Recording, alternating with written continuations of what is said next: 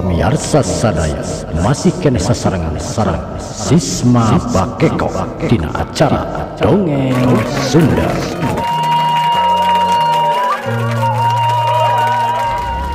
Assalamualaikum warahmatullahi wabarakatuh. Alhamdulillah mitra-mitra kaum dangu sadayana urang masih kene tiasa patepang dangu deui dina acara dongeng Sunda garapan sisma bakekok anu saban dinten ku urang didangukeun. Dina dinten ayeuna urang neraskeun di hanca anu katuna dina dinten kamari jejerna aji kasakten karya Kang Carsun Bakekok. Dina dinten ayeuna insyaallah dina bagian anu ka-20 na urang diguar deui.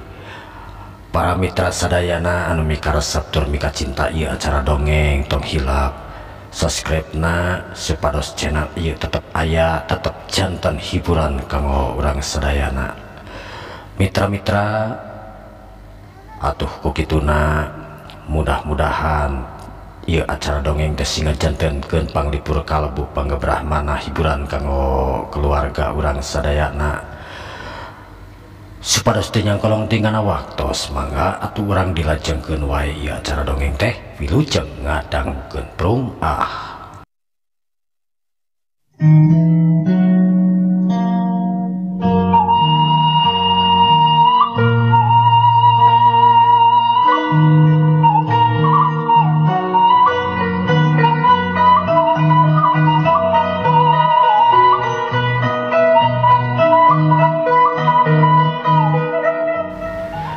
Pamirsa sadaya, dina dinten kamari teh nalika Dewi Angkin dongkap nyatakan jantan ramana Sang Hyang Wisesa, tujuanana nyaeta Dewi Angkin hoyong rubah wujud jaden jantan manusia anu sayaktos.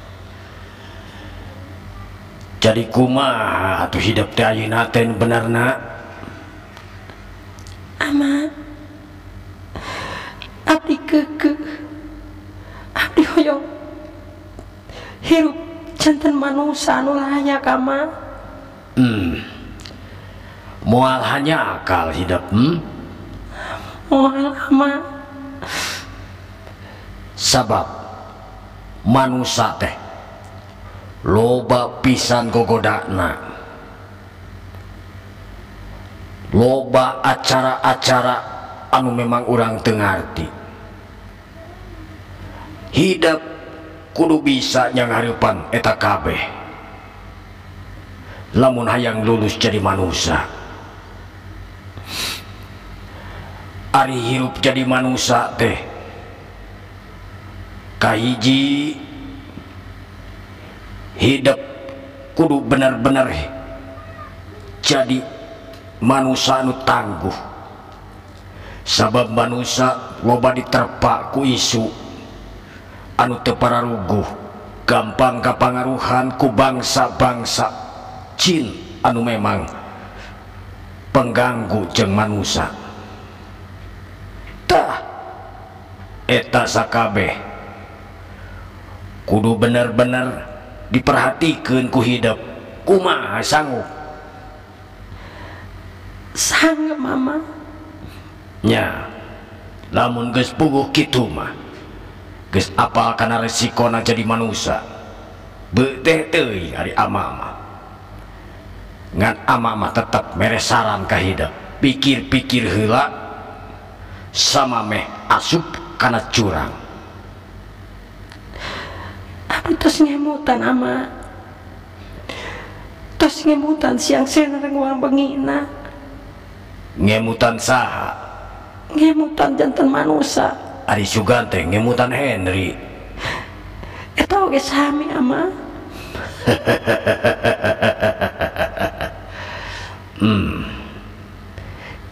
Juan hidup rek jadi manusia teh hayang kawin ka Henry. Laras gitu ama.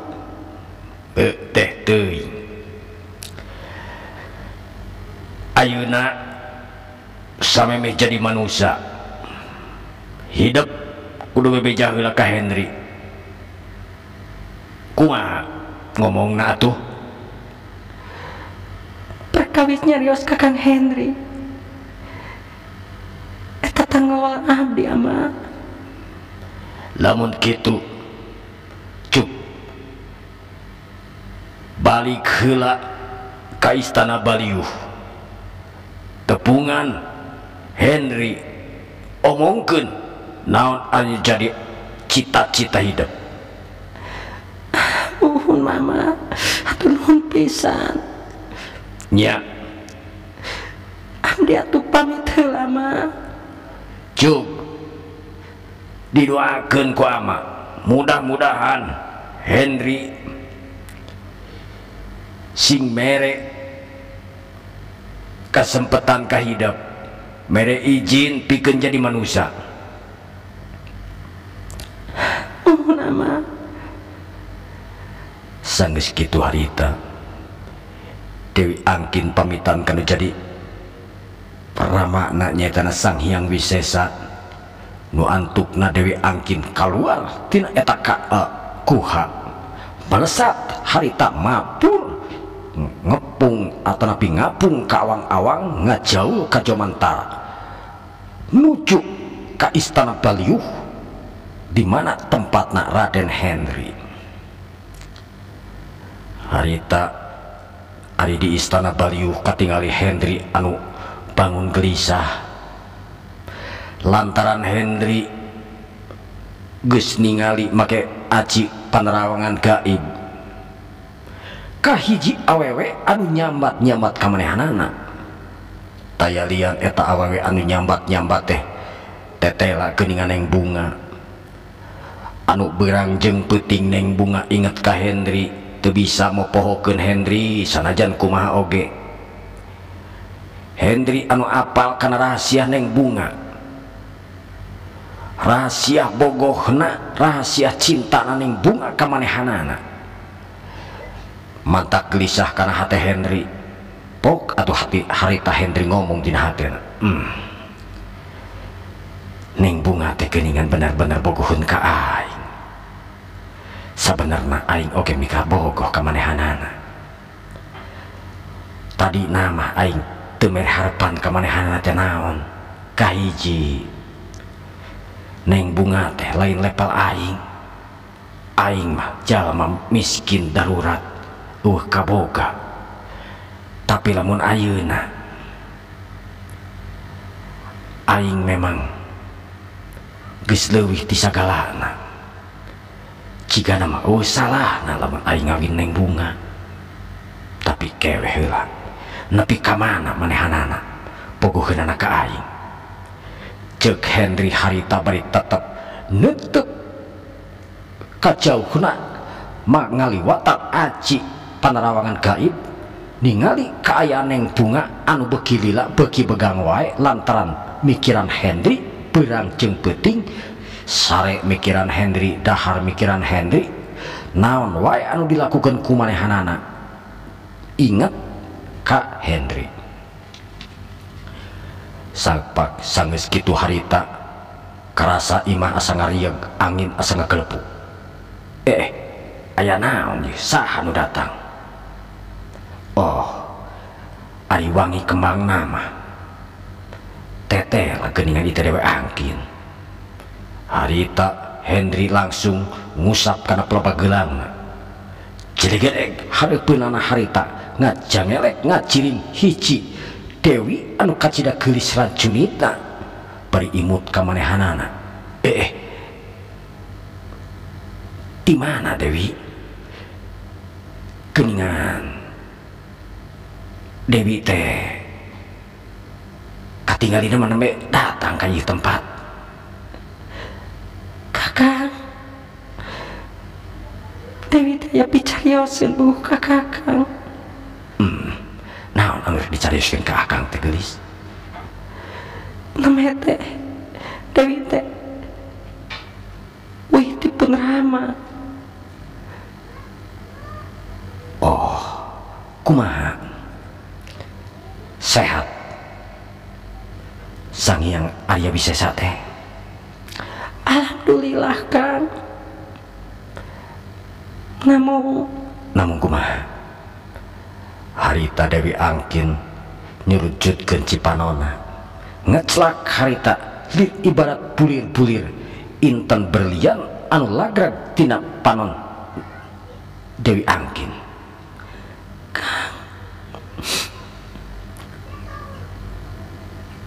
Kang, Kumaha? Kumaha aya naon?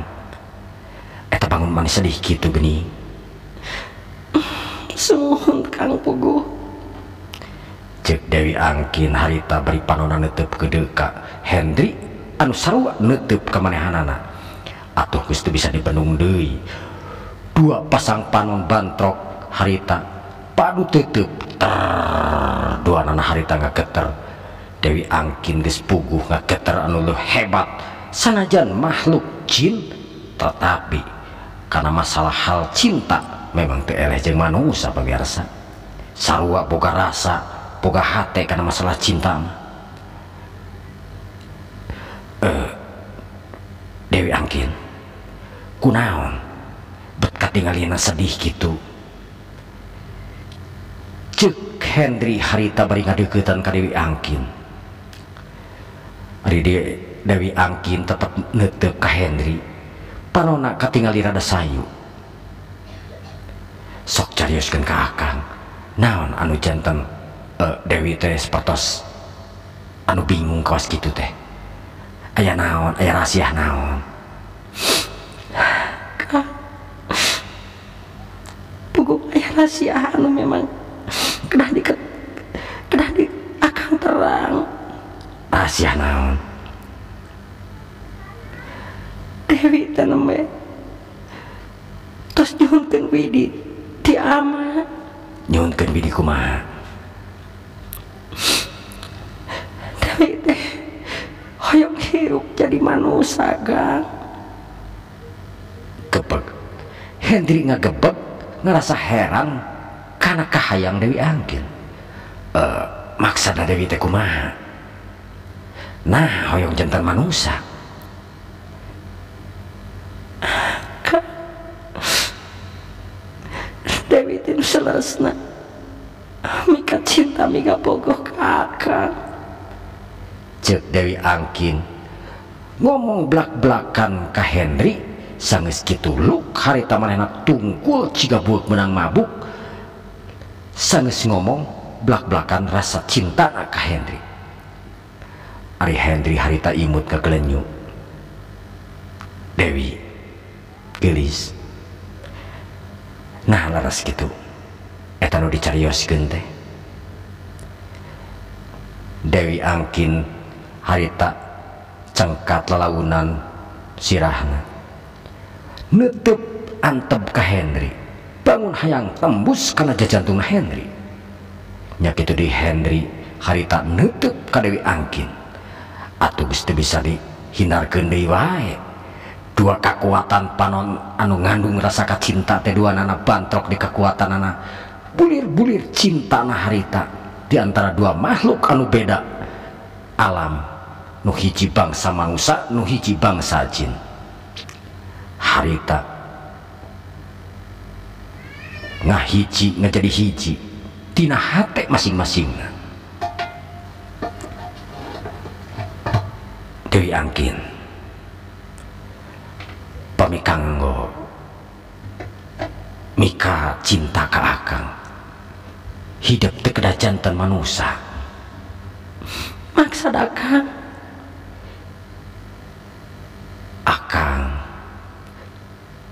siap nikahi anjeun nganggo wujud siluman atanapi wujud jin. Margi anjeun kan sanes kafir tapi anjeun kan Islam. tapi nah kenging gitu, Kang. Ari kenging pasti kenging. Cek Hendri harita ngedalkeun niatna daek nikah atanapi kawin ka Dewi Angkin sanajan wujud Dewi Angkin tetap siluman. Kang, maksud abdi hoyong nikah ka akang hoyong ngadampingi akang siang sinareng wengina Kang. Sedengkeun pami abdi nganggo wujud jin tangtosna abdi moal tiasa keluar siang manya abdi saumur-umur kedah di bumi. Oh gitunya. Sumuhun Kang. Harita Henry ngahulang eta resiko anu bakal diharipanku Dewi kumaha Sang Hyang Wisesa. Resikona panginten abdi teu gaduh kakuatan deui Kang. Moal tiasa nyiptakeun ngabantosan akang. Perkawis eta teh naon? Akang gaduh pasukan siluman. Gebeg harita Dewi Angkin ngagebeg. Manehna kakara apal Hendri boga pasukan siluman. Harita Dewi Angkin langsung melong ka Hendri. Maksud akang pasukan siluman di mana? Akang geus nalukeun hiji nagara jin anu ngaranna Nagara Kadarsa. Gebeg di Dewi Angkin ngagebeg sabab apal Nagara Kadarsa nagara anu maha kuat, nagara jin anu memang jarang dijamah ku bangsa-bangsa jin. Lantaran nagarana memang kacida kuatna geus kakoncara ka mana-mana santero sajagat jin. Kang, nah akang mampu geningan eta ngelehkeun ratu jin anu gagah perkasa. Berkat Allah Subhanahu wa Ta'ala akang mampu. Ceuk Hendri harita ngayakinkeun ka Dewi Angkin. Kang, eta teh raja anu kacida kuatna ratu di Nagara Kadarsa anu namina Ratu Kodariah. Hiji-hiji anu mampu ngalahkeun mung abdi Kang. Oh janten Ratu Kodariah teh kantos dikalahkeun ku anjeun. Semohon kitu pisan Kang. Ya ade atuh mun kitu mah. Akang dipere gelang nu gambar orai teh ieu geulangna. Harita Henry ngacungkeun leungeunna nemongkeun gelang anu dibikeun ku Dewi Kadarsa, ku Dewi Kodariah ka manehanana. Ari harita Dewi Angkin juga anu teu panuju sabab apal kageulisan Dewi Kodariah kawas kumaha. Kang, akang tong deukeut teuing ka Dewi Kodariah. Memang kunaon? Ceuk Henry harita bari imut ka gelenyuk. Dewi Kodariah teh ratu anu geulis, putri anu kacida pisan, cantikna Kang. Memang akang ge nuhun terang, tapi bikin akang tantos mah kagoda panginten. Ceuk Henry harita bari tetap imut ngagelenyuk ka Dewi Angkin anu bangun timuru ka Dewi Kodariah. Sanggeus kitu harita Dewi Angkin ngomong deui, Kang, abdi kumaha atuh? kumaha naon? Akang ngaluyuan henteu kana pamaksaan abdi. Ari Henry imut deui ngagelenyuk bari neuteub antep ka Dewi Angkin anu keur tunggul. Angkin, akang pasti ngaluyuan kana naon ka hoyong Dewi. Kang, akang teh leres. Harita Dewi Angkin bakat tinggu ngarasa bunga hatena kuliga teu sadar harita merena gabrug ka Henry anu nangkep ti peprakat. Nepi ka Henry harita kaget. Dewi, nanaonan di teu geulis?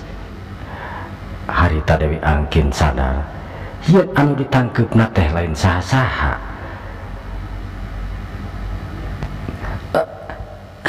Kang, hapunten Dewi. Entos dengan naon cek harita Hendri bari ngusapan kana buuk Dewi Angkin anu masih keneh nangkep ka manehanana. Tekung sanggeus kitu harita Hendri lalaunan nyurungkeun Dewi Angkin. Pok di Dewi Angkin ngomong, Kang, pami akang terus nyaluyuan ke abdi kawas gitu. Nah akang pami abdi janten jalmi anu sayakti. Akang pada nikahi abdi. insya Allah gelis akang pasti nikah sareng anjeun. Kang, Dewi ngaturkeun nuhun pisan ka akang anu tos ngawidian abdi. Rupa wujud janten manusia Kang. Janten iraha atuh mulaina ngawitanana. Nah Dewi ayeuna bari angkat di nepangan Rama Dewi. Mohon Kang, abdi bade kapaseban deui. Sejak tapak berata salami 3 bulan abdi kena aya dina curug Kang. Supados abdi sampurna janten manusia. Sae pami kitu mah ira bade angkat deui. Ayeuna pisan Kang. Oh nya didoakeun ku akang mudah-mudahan anjeun naon anu dituju ku anjeun sing hasil. Amin. Hatur nuhun pisan atuh Kang kana segala antos dipasikeun ku akang. Akang parantosnya tujuan karena naon kahoyong Dewi. Iraha tuh Dewi berangkat teh ayeuna pisan. Mohon Kang, Dewi bade pamit. Oh nya hati-hati atuh Dewi. Mudah-mudahan Dewi naon anu jadi tujuan Dewi teh sing kalaksanakeun. Sanggeus kitu Dewi Angkin pamitan ka Hendri anu neuteuk antep ka manehanana. Sanggeus kitu leos Dewi Angkin ngaleos belesat harita Dewi Angkin ngabelesat mabur nuju di kapaseban Sang Hyang Citisuk. Maksudna arek nepungan deui anu jadi bapakna Sang Hyang Wisesa arek ngalaksanakeun tapa brata selama 40 poe. Harita Dewi Angkin tujuanana geus puleud manehanana hayang jadi manusia anu sajati anu memang teu kahalangan ku naon-naon. Sabenerna mah ari bangsa jin mah bisa wae jadi manusia, cuman ieu pemirsa manehna bisa mangrupakeun heungkul manusia tapi memang henteu salawasna kaayaan perang jeung peuting tetap jadi manusia gitu saurna mah. Harita Dewi Angkin kocapkeun geus nepi deui ka paseban katika kasampak anu jadi bapakna nyaeta Sang Hyang Wisesa keur wiridan we. Harita teh maklum Sang Hyang Wisesa mangrupakeun sesepuh jin anu memang dihargaan ku sakabeh jin lantaran Sang Hyang Wisesa kaasup maha guru di antara jin-jin.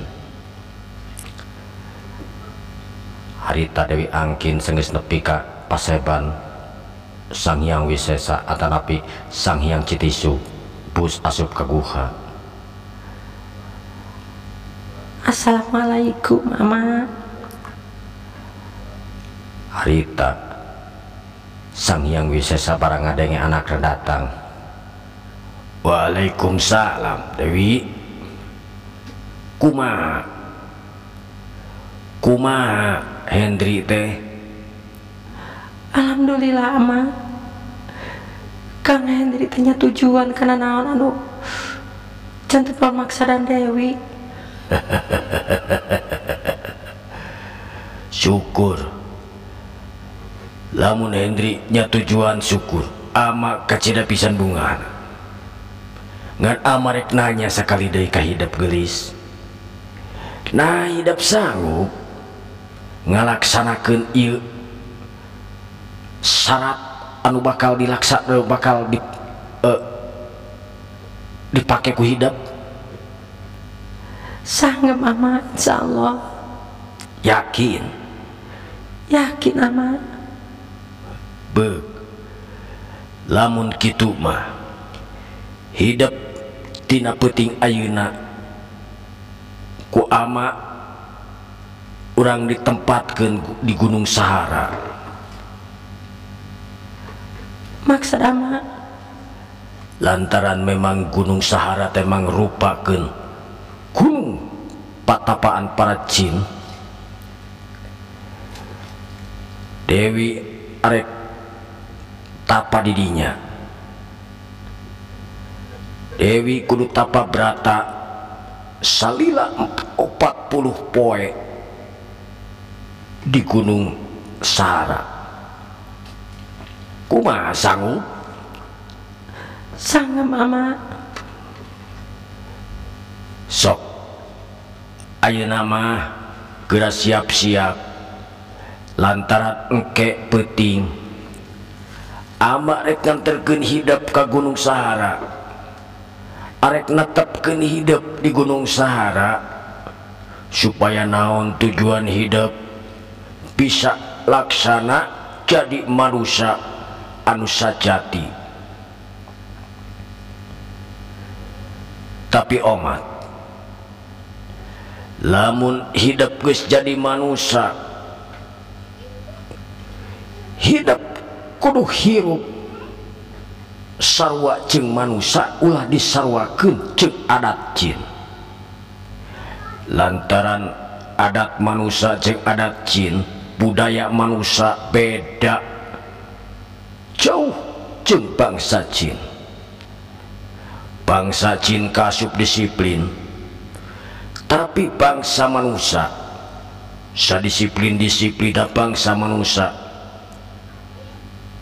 susah. Mohon ama insya Allah Dewi bade ngersakeun pisan karena naon pepatah ama, karena naon piburu ka ama. Syukur mun kitu mah. Siapkeun ti ayeuna diri hidap lantaran 40 poe lain waktu anu sakedeung pikeun hidap nyucikeun diri ibarat orai anu mengkar. Hidap keluar tina pertapaan moal mungkin hidap sakti, kasaktian hidap luntur, kasaktian hidap bakal leungit ilang tanpa karana. Kumaha geus dipikiran? Atas ama Dewi kedah sakti, Dewi tetap hoyong jantan manusia ama. Syukur lamun kitu mah. Tapi kumaha ama? Jantan jadi manusia hidap tetap bakal boga pantangan. Lamun suatu saat pantangan hidap dilabrak, disengaja atau teu disengaja, poho atau henteuna,